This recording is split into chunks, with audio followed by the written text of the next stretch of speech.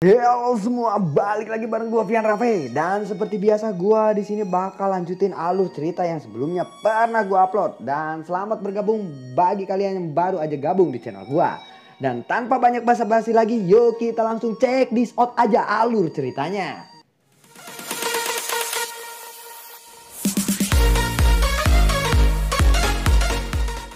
Di episode sebelumnya, Han Feng yang mengeluarkan serangan kepada ular api tersebut. Han Feng berkata, "Kemana ular api tersebut?" Seketika ular api itu muncul di belakang Han Feng dan langsung mengibaskan ekornya ke arah Han Feng. Buar, buk, buk, buk, buk, buk, buk, buk. Han Feng yang terkena pukulan langsung menghantam ke tanah dengan keras. Saat ini tiba-tiba Yalo berteriak dan langsung menyuruh Xiaoyan untuk pergi. "Xiaoyan, cepatlah pergi dari sini. Binatang itu sekarang mengincarmu," ucap dari Yalo. Setelah berhasil mengalahkan Han Feng, ular api tersebut beralih target kepada Xiaoyan. Ular sanca api itu lalu mendesis. Lalu ular sanca api itu menembakkan bola api ke arah Xiaoyan dan seketika tubuh ular itu menghilang. Hati-hati jangan sampai terkena api itu. Sebagai api surgawi murni, dia dapat mengubah dirinya menjadi gumpalan apapun di dalam nyala api.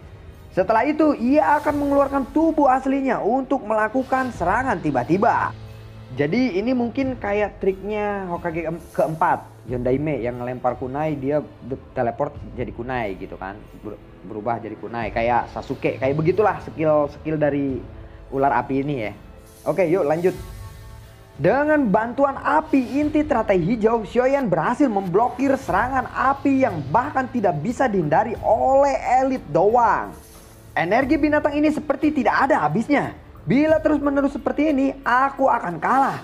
Sialan, aku harus memikirkan juga bagaimana caranya untuk menyerangnya, ucap Xiaoyan. Yellow lalu berkata, "Tenangkan dirimu.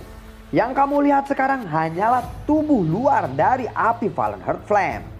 Inti dari tubuhnya adalah Fallen Heart Flame tersembunyi di tubuh besarnya.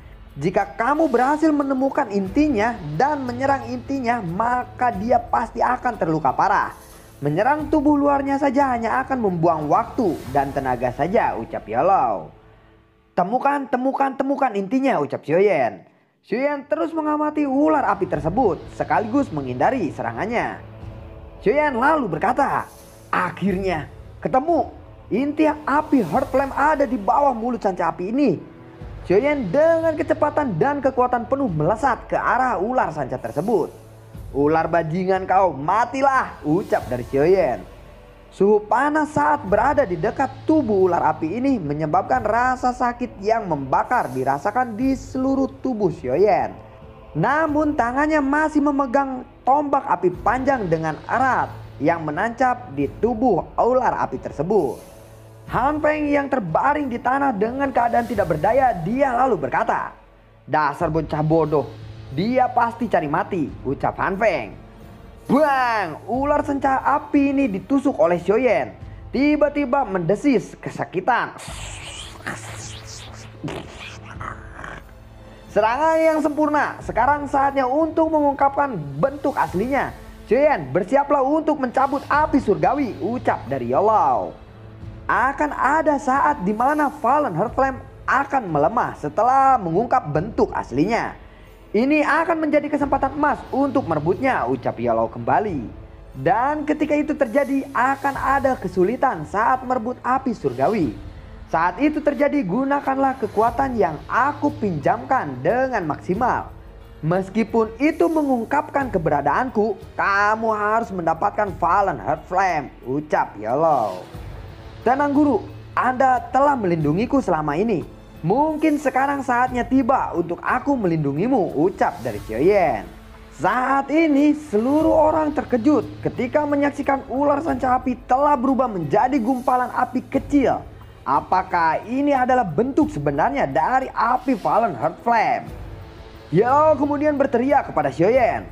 "Xiaoyan, lakukan," ucap dari Yellow. Saat tubuh Xiaoyan bergerak, tiba-tiba Han Feng pun ikut mencoba merebut api surgawi. "Hentikan Han Feng!" teriak penentu asu. Han Feng lalu berkata, "Tuan emas dan tuan perak bersaudara. Dan teman-teman yang lainnya dari wilayah pojok hitam, tolong bantu aku. Aku akan berterima kasih jika kalian berhasil membantuku, ucap Han Feng. Hahaha, kamu hanya perlu merebut api surgawi. Biar kami yang menghentikan orang-orang ini, ucap Tuan Emas dan Tuan Perak. Sepertinya aku sudah terlalu baik pada kalian selama ini. Sekarang saatnya kalian untuk mati, ucap penentu asu.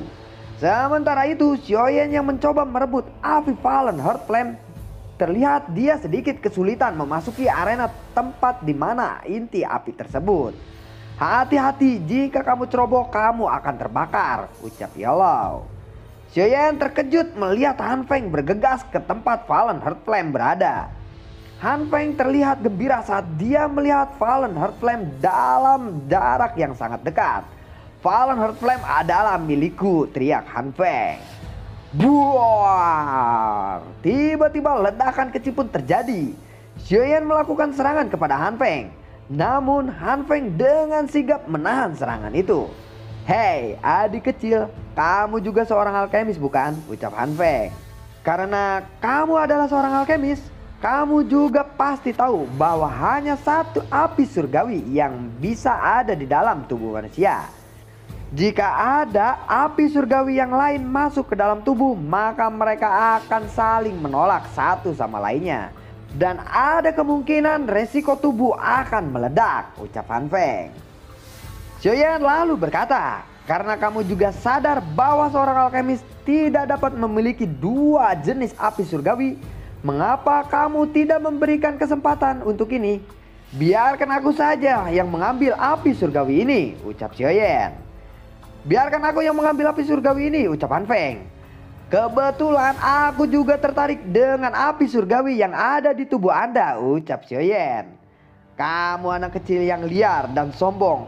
Kita lihat apa api surgawi teratai hijaumu lebih kuat dari api hati laut milikku, ucap Han Feng. Pertempuran di antara Xiaoyan dengan Han Feng pun terjadi. Bang, bang, bang, duduk, bleduk, dumpak dinding, jos. Nah, singkat cerita, Han Feng mulai kewalahan menghadapi Xiaoyan. Apakah kamu akan menyerah? Ucap Xiaoyan. Kamu, metode ki apa yang kamu latih? Bicaralah, katakan padaku, kalau tidak aku akan membunuhmu, ucap Han Feng. Bukankah kamu sudah tahu? Ucap Xiaoyan. Melihat Han Feng yang sudah bersiap untuk menyerang, Xiaoyan pun membentuk segel di tangannya. Seketika muncul api teratai hijau di tangan Xiaoyan. Namun jurus Xiaoyan kali ini terlihat berbeda. Anak ini benar-benar gila, ucap Han Feng. Xiaoyan lalu berkata, senior, hari ini izinkan juniormu ini untuk membunuhmu, ucap Xiaoyan. Bocah kecil ini benar-benar sombong. Terimalah ini. Halberd api laut, ucap Han Feng. Buang! Terjadi ledakan besar setelah kedua jurus itu bertabrakan. Semua sesepuh akademi dalam dengan cepat menghindar. Apakah ini kekuatan sebenarnya dari Xiaoyan? Benar-benar menakutkan, ucap salah satu sesepuh dari akademi dalam. Energi Trisula menjadi semakin lemah. Energi besar yang dikeluarkan oleh teratai api hijau seharusnya juga telah mencapai batasnya, ucap Han Feng. Anda ingin memblokir Angry Buddha Lotus Flame saya dengan jurus murahan seperti itu? Ucap Xiaoyan. Itu sangat menggelikan, ucap Xiaoyan kembali. Serangan Xiaoyan terus menekan hingga akhirnya serangan Xiaoyan pun mengenai tubuh Han Feng. Biar. Tubuh Han Feng pun melesat jauh setelah terkena serangan dahsyat tersebut. Xiaoyan benar-benar mengalahkan Han Feng. Semua orang bergumam dalam hati mereka. Tuan Perak dan Tuan Emas pun mendatangi Han Feng yang sudah berlumuran darah. Apakah dia masih hidup? Ucap Tuan Emas. Ya, dia masih bernapas. Untungnya Han Feng memiliki satu api surgawi yang melindungi tubuhnya. Kalau tidak, dia sudah pasti menjadi bajigur atau jadi bubur kacang hijau, ucap dari Tuan Emas dan Tuan Perak bersaudara. Tuan Emas lalu berkata, saya tidak tahu. Xiaoyan, apakah kamu baik-baik saja? Ucap penentu asu. Saat ini Xiaoyan tidak menjawab karena tubuhnya terasa lemas. Sementara itu Fallen Heart Flame yang tadi ditinggalkan diam-diam menghisap sisa-sisa ledakan yang dibuat oleh api surgawi Xiaoyan. Sehingga membuat Fallen Heart Flame berubah bentuk dan menjadi lebih kuat. Aduh. Tuan Emas yang menyaksikan kejadian tersebut, dia lalu berkata kepada Penentu Asu, "Penentu Asu, sekarang aku akan meninggalkan benda itu. Itu silakan kamu tangani saja. Mudah-mudahan aku tidak mendengar berita Akademi Dalam telah hancur besok. Dadah, assalamualaikum." Seketika mereka langsung cabut. Momen ini menjadi kesempatan bagi kelompok wilayah pojok hitam untuk melarikan diri. Penentu Asu lalu berkata, "Semuanya tinggalkan Akademi Dalam, pergi ke pegunungan," teriak Penentu Asu. Jian lalu berkata, "Tunggu, Xiaoyan masih di sana," ucap Jian. Lin Yan lalu berkata, "Tenang saja, dia pasti bisa melindungi dirinya sendiri. Han Feng dari wilayah sudut hitam saja bisa dia kalahkan," ucap dari Lin Yan. Semua sesepuh bentuk segel lagi. "Saat ini kelangsungan hidup di Akademi Dalam bergantung kepada kalian," ucap Penentu Asu. Saat ini Xiaoyan mencoba melarikan diri dengan sekuat tenaga. "Ayo lebih cepat," Xiaoyan berulang kali bergumam dalam hatinya. "Ayo lebih cepat." Namun api di belakangnya melesat lebih cepat. Dia terkejut saat menoleh ke belakang. Ada lautan api yang ingin menelannya. Xiaoyan lalu berkata, "Guru, aku minta maaf. Aku telah melibatkan Anda." Xiaoyan mengucapkan sesuatu tepat sebelum dia jatuh pingsan. Dan akhirnya Xiaoyan pun ditelan oleh Fallen Heart Flame. Saat ini semua penetua Akademi Dalam membuat segel menahan Fallen Heart Flame yang sedang meledak-ledak. Buam, buam, buam, buam, buam, buam. Ledakan energi pun terjadi lagi. "Semua pertahankan dinding energi dengan benar," ucap Penentu Asu. "Bajingan, aku harus berhasil menyegelmu kembali hari ini. Bahkan jika aku harus mempertaruhkan nyawaku," ucap Penentu Asu lagi. Bueng, bueng, buar, buar. Ledakan demi ledakan terus terjadi. Ini adalah segel level terakhir dari Blazing Sky Key Ravening Tower. Dan setelah ini tidak akan ada lagi yang diizinkan masuk, termasuk saya. Selain itu, ingat, anak kecil yang mengorbankan dirinya untuk Akademi Dalam. Tanpa dia Akademi Dalam tidak akan ada lagi. Kalian semua mungkin telah berubah menjadi debu yang menemani reruntuhan ini, ucap Penentu Asu.